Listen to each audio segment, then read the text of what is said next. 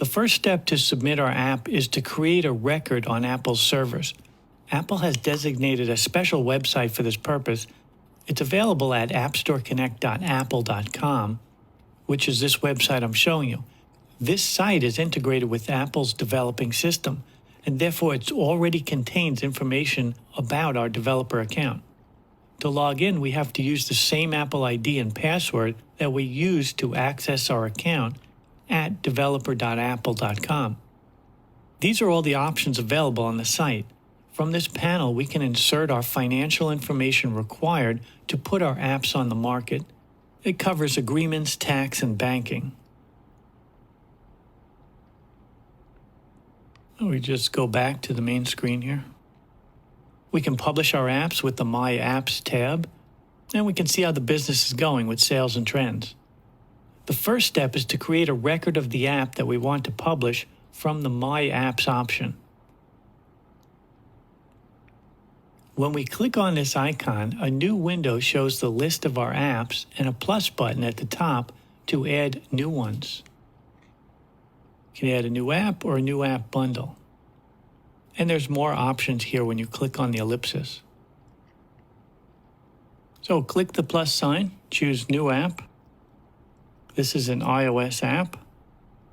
The name is the name of the app. We'll just call it Demo. Primary language is going to be English. And we need a bundle ID and a custom ID, which is the SKU number. That can help us identify the app.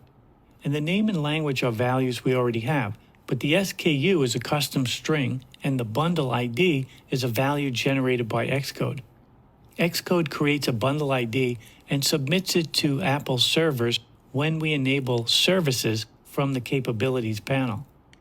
If our app doesn't use any of those services, then we won't find its ID in this drop-down list. For that, we can choose Xcode iOS Wildcard App ID. And then we have to insert the bundle identifier for the app that we want to submit. That's available in the App Settings panel. So let's change this to Find Words. I have a Find Words app. We'll use that instead. We're not using any services, so we'll use the wildcard. And for the bundle ID, let's come over to this app that I'm going to submit here as a demo app. Just copy and paste your bundle ID in the app here. You're under the blue icon here, under Targets. Copy that. Put that in for the bundle ID. And then the SKU number. This number's not visible on the App Store, so you can put in whatever you like. I'm just going to put 1. We have full access, and let's create this. Here it says I'm missing some information. It's saying that this app name is already being used. So you have to get a unique name here. So let's try another name here. We'll call it Word Language Game. Let's see if that works. SKU number has to be at least 2 characters. Okay, how about 10? Let's give that a try.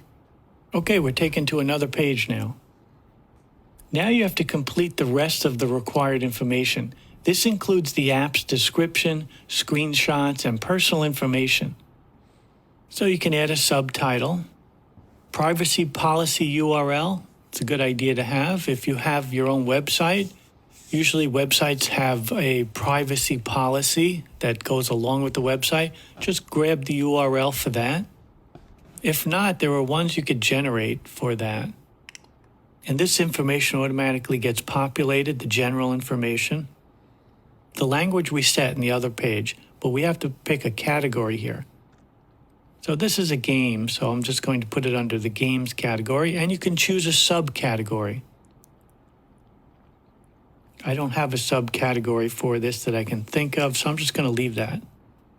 Then you'd come over to pricing and availability. You can click on Save This Information. And choose how you'd like to set your pricing. You can make it free, or you can set a tier here. You can allow pre-orders for customers to order the app before its release date. You can set an availability, and you can set the distribution style here. You can make it for volume purchasing, or you can distribute it to specific organizations.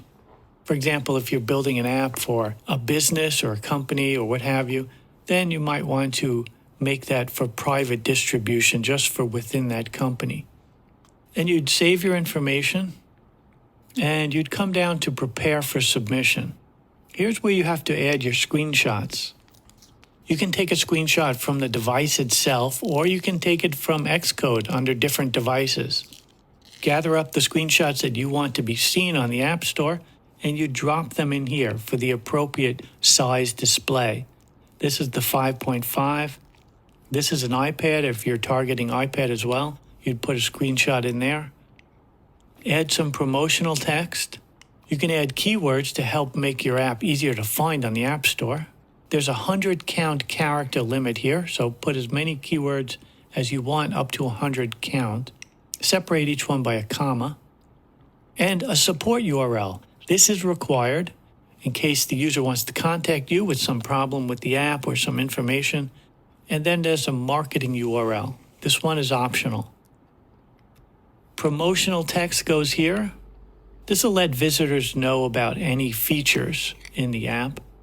And then a description of what the app is, what it does, detailing the features and the functionality.